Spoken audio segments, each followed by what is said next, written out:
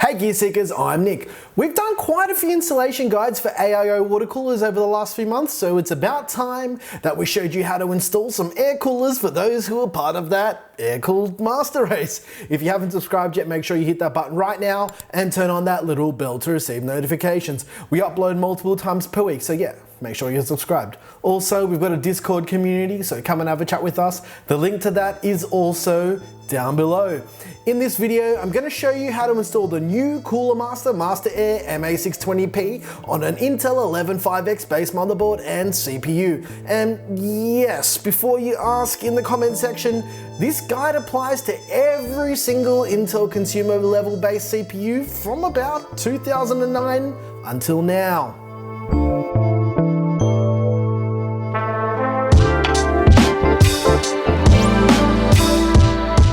This video is brought to you by Cooler Master and the TUF Gaming Alliance. Stay cool, get tough, built for gamers. Find out more about Cooler Master and the TUF Gaming Alliance in the link in the description. Let's walk through the things you're going to need for this install guide. You're going to need these brackets for an Intel based installation. They are included. You're also going to need this backplate to install on the back of your motherboard. This part is also included as well. You're going to need this little spanner guide. This is also included with the packaging as well. You're also going to need a screwdriver of your own because this is actually not included. But if you're building a PC, you've probably got one. You're also going to need all of this stuff. These are the plastic brackets and the thermal paste included with the installation kit, as well as these nuts and bolts that are also, believe it or not, they're also included in the installation. Now you're going to need this RGB controller. Now this is optional depending on how you choose to install it. And last but not least, you're going to need these cables to connect all of the things together. With that said, ladies and gentlemen, let's get this cooler installed.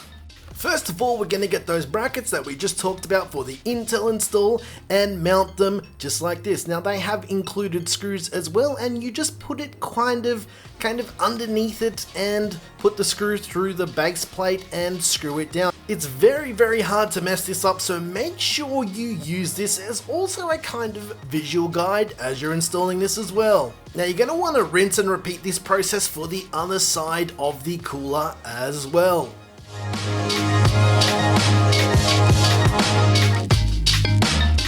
See, it's not really that hard at all. Okay, now you're gonna need this. This actually connects the back plate to the motherboard. You're gonna need these little standoff thingamajigs that connect to the back plate as well. And also you're going to need these little plastic black clips to connect them so they don't fall out. Now these are actually used to adjust it for slightly different sockets as well. We're going to show you how this works right here. So basically what you want to do is grab these standoffs and feed them through these holes. Now these holes are labeled Intel if you look very carefully. Now you need to push the plastic clip on like so, and depending on which socket you're installing this on, you will just need to adjust it based on those three little lines. Now for us, it's the middle marker here, and that's generally what it is for these types of installations. Let's speed this bit up so you don't get bored watching me do this and take a million years, because I've got chubby fingers and I'm really bad at being like very clean installing things. Once you're done with that, what you want to do is find the holes on the back of your motherboard and feed them through. Now keep your hand underneath that so it doesn't fall through, and get these little guys here, the ones we showed you before, and screw them in just like this. It's super easy. You really can't mess this up. Now's the time that you're going to want to apply your thermal paste. Now for this installation guide, I'm just going to demonstrate how you would do it and not actually do it because we're using this cooler for another build later this week. So I don't really want to do that right now. But yeah, you get the idea.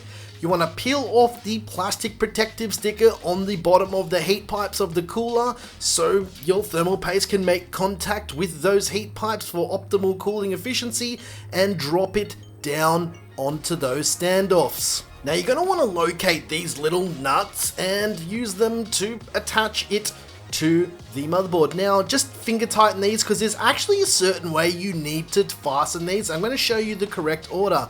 Follow very carefully. You need to fasten this one, which is 1. Then fasten this one, which is number 2. This one is number 3, and this one is number 4. Make sure you tighten it in that order, otherwise there won't be the correct amount of clamping pressure on top of your CPU. Once you're done with doing your fastening up, you want to locate this splitter cable. Now this allows you to plug both of the fans into the splitter cable for one connection to the motherboard, basically. So yeah, plug them both in just like this, and yeah, it's pretty straightforward. The next thing you want to do is locate the CPU fan header on your motherboard, and Bob's your proverbial uncle, and plug it in just like so. Now what we're going to do is connect up the lighting controller. This is optional.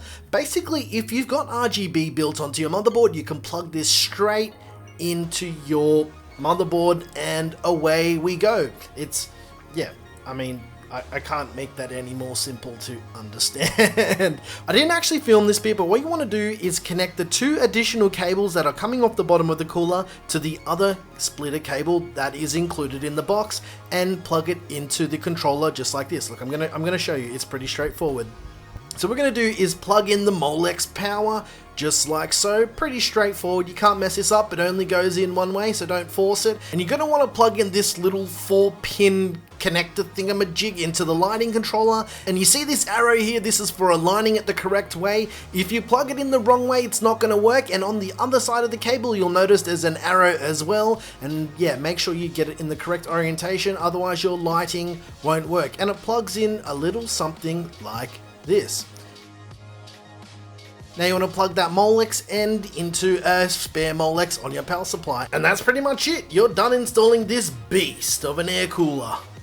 If you have any questions about this install guide in particular, please check the comment section before actually commenting, because chances are I may have already answered the question, or someone else has already answered that question. If it hasn't been answered, you can drop a comment down below or come and join us in our Discord community. If you like this video, please like and subscribe. If you didn't like this video, let us know what you didn't like about it. And yeah, drop a comment down below if you didn't like it. Once again, thank you so very much for watching. I'm Nick with Gear Seekers. You peek, we seek. And seriously, this thing is so big and awesome. I can't wait to show you guys what we're actually doing with this.